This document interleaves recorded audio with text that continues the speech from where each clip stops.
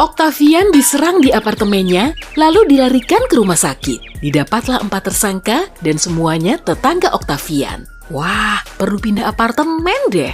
Amelia bilang sejak pagi dia jalan-jalan di taman. Henry bilang dia sibuk melukis di studionya, sehingga tidak tahu apa-apa. Derry bilang dia sedang memperbaiki mobilnya. Sophia menjawab dia sedang berendam selama 3 jam. Coba perhatikan tangan mereka dan cari tahu siapa yang berbohong.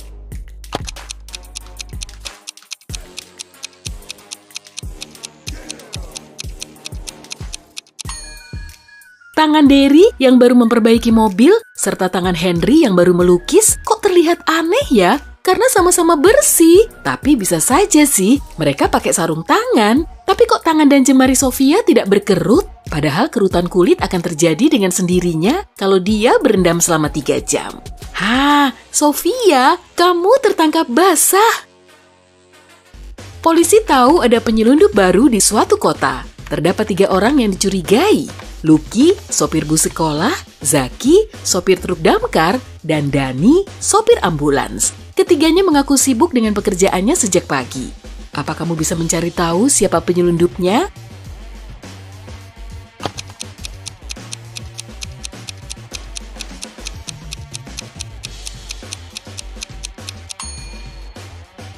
Coba lihat mobil yang dikendarai Dani. Di mobil seperti ini, kata ambulans biasanya ditulis terbalik. Tujuannya agar pengemudi lain bisa langsung membacanya dari kaca spion. Waduh, Dani, sepertinya kamu akan segera diberhentikan. Hari ini, Bayu seharusnya bisa pulang dari rumah sakit. Sudah berbulan-bulan dia dirawat karena menjalani operasi. Dokternya bilang dia akan baik-baik saja sehingga diperbolehkan pulang. Tapi pria itu tidak mempercayai ucapannya. Dia pun pulang dengan lesu.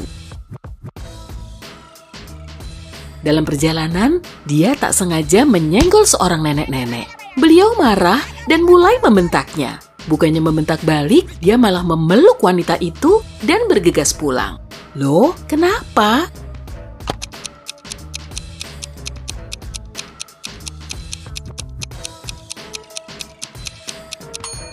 Pendengaran Bayu terganggu. Dia tidak yakin penyakitnya bisa sembuh, tapi saat mendengar nenek itu membentaknya, dia baru sadar kalau ucapan dokter itu memang benar. Mungkin si dokter juga perlu meneriakinya. Kezia lembur di kantor tempo hari. Saat dalam perjalanan pulang, dia kelelahan. Di tengah jalan, dia bahkan ketiduran. Terjadilah insiden. Mobilnya keluar jalur, lalu menabrak pagar di pinggir jalan. Karena tidak bisa dikendalikan, mobil itu meluncur menuruni bukit yang curam dan akhirnya tercebur ke danau. Tangannya terjepit sehingga tidak bisa digerakkan. Kezia juga tak bisa melepas sabuk pengamannya maupun membuka pintu mobil. Mobil itu tenggelam ke dasar danau. Nasib. Tim penyelamat tiba di lokasi 3 jam kemudian. Dia masih di dalam mobil dan masih hidup. Bagaimana bisa?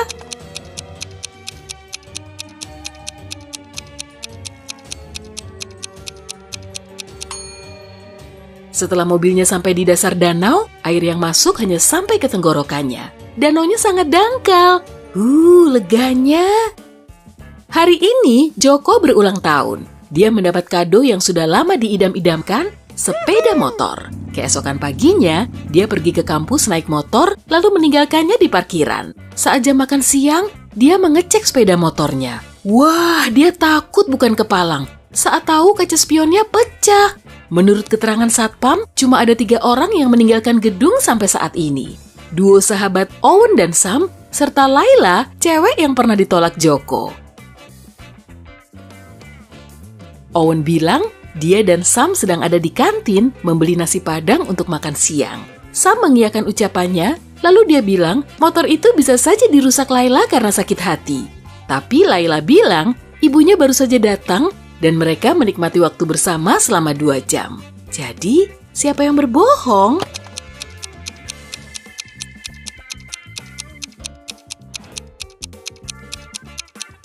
Owen membawa bungkus makanan bertuliskan pesan antar makanan. Jadi dia baru beli makanan pesan antar, bukan nasi padang yang dijual di kantin. Owen dan Sam telah memecah kaca spion Joko, tapi malah menyalahkan Laila. Wah, mereka perlu ngaca deh.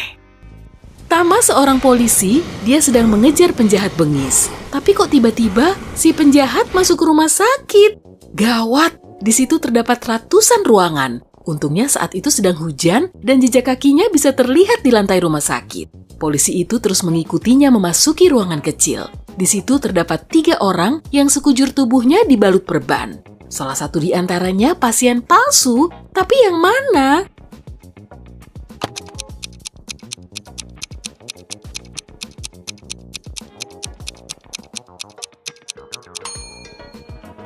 Jawabannya, pria di tengah. Tidak ada rekam medis di ranjangnya. Wah, pasti super ngebut tuh masang perbannya. Seorang CEO perusahaan besar menghubungi polisi. Dia yakin Victoria, salah satu karyawannya, mencuri memory card yang berisi informasi rahasia. Dia mau menjualnya ke perusahaan pesaing. Polisi tiba di rumah Victoria, tapi dia menolak kedatangan mereka tanpa surat perintah. Mereka pun harus meninggalkan lokasi untuk menyiapkan dokumen yang diperlukan. Tapi saat mereka kembali, Victoria sudah duduk di mobilnya dan bersiap pergi. Petugas polisi berusaha menangkap wanita itu. Saat menggeledah mobil dan pakaiannya, mereka tidak menemukan apapun. Mereka mulai menyerah, tapi salah satu polisi tahu lokasi memory card itu disembunyikan. Apa kamu tahu?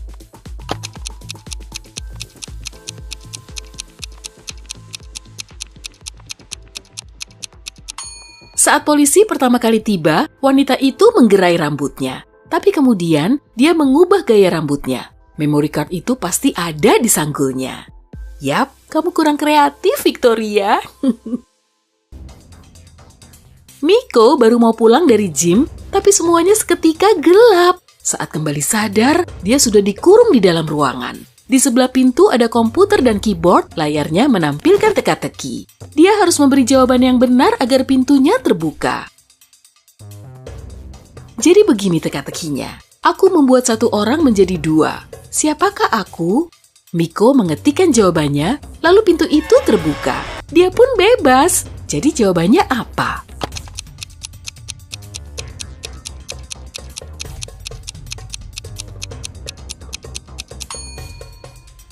Cermin. Oh, kukira gergaji. Duo BFF Emilia dan Lana datang ke salon rambut nge-topless mahal. Awalnya, pegawainya bilang kalau di situ cuma tersedia 1 penata rambut. Tapi setelah menelepon, dia berubah sumringah. Katanya, dia telah mendapat 1 penata rambut lagi. Jadi, keduanya bisa menata rambut Emily dan Lana secara bersamaan. Tapi kemudian, si duo BFF ini sadar kalau salah satu penata rambut itu palsu. Yang mana?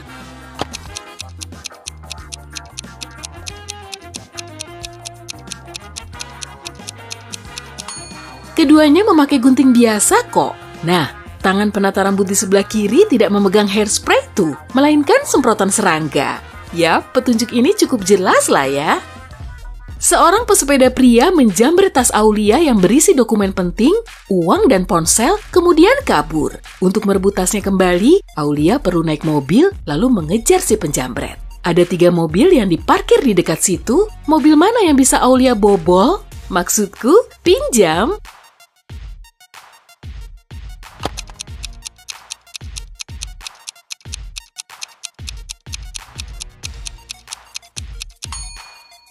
Di dalam mobil biru ada seseorang. Tidak mungkin ambil yang ini. Kalau Aulia mengambil mobil merah, CCTV bisa mendeteksinya. Jadi pilihannya cuma mobil berwarna coklat.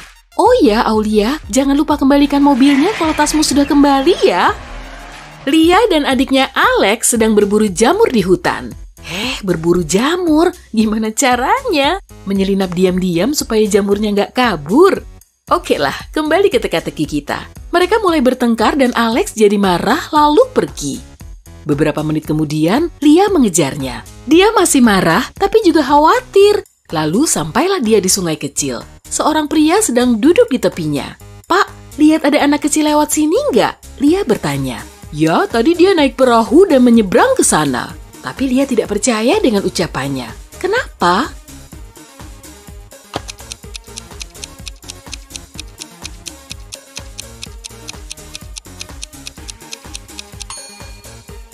Perahu itu memang diseberang, tapi dayungnya berada di sebelah pria itu. Bagaimana mungkin Alex menyeberangi sungai tanpa dayung? Jadi di mana dong Alex? Diculik jamur liar? Kita tak tahu pasti. Ella datang ke pesta teka-teki yang diadakan di rumah sahabatnya. Semua tamu harus memecahkan misteri dan mengikuti berbagai tantangan. Ella mendapat tantangan harus keluar dari ruang bawah tanah yang terkunci. Dengan mata tertutup, dia dibawa ke bawah dan ditinggal sendirian. Setelah melepas kain penutup matanya, Ella melihat pintu di depannya dipasang kunci berkode. Dia juga melihat selembar kertas yang tergeletak di dekat pintu. Di dalamnya terdapat 4 gambar bunga. Ella mengamatinya sejenak, lalu memasukkan kodenya. Benar saja, pintunya terbuka dan dia bisa melanjutkan pesta. Kodenya apa sih?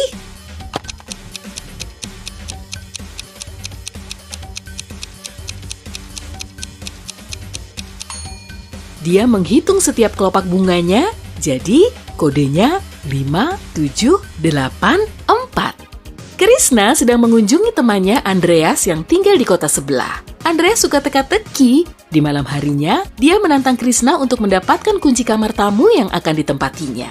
Andreas menjatuhkan kunci itu ke dalam ember berisi air dingin, lalu meminta Krishna untuk mengambilnya. Syaratnya, Krishna tidak boleh menyentuh air atau menggunakan alat bantu apapun. Kemudian, Krishna berhasil tidur di kamar tamu itu. Bagaimana dia mendapatkan kuncinya?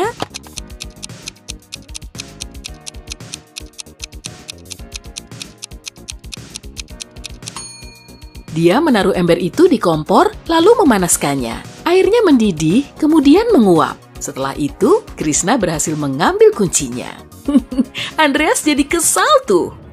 Nara seorang agen asuransi. Saat pagi buta, kliennya menelpon sambil terseduh. Malam sebelumnya, rumah si klien telah dibobol. Saat ia cukup bernyali untuk turun, si maling sudah mengambil semua barang berharganya. Dari jendela, pria itu terlihat sudah melarikan diri. Anda ingat seperti apa ciri-cirinya? Tanya Nara. Kliennya menjawab, di luar masih gelap. Yang saya lihat, dia seorang pria, tinggi, kurus, dan berambut hitam. Dia memakai kaos V-neck. Nara langsung tahu kalau pembobolan ini dibuat-buat. Bagaimana dia bisa tahu?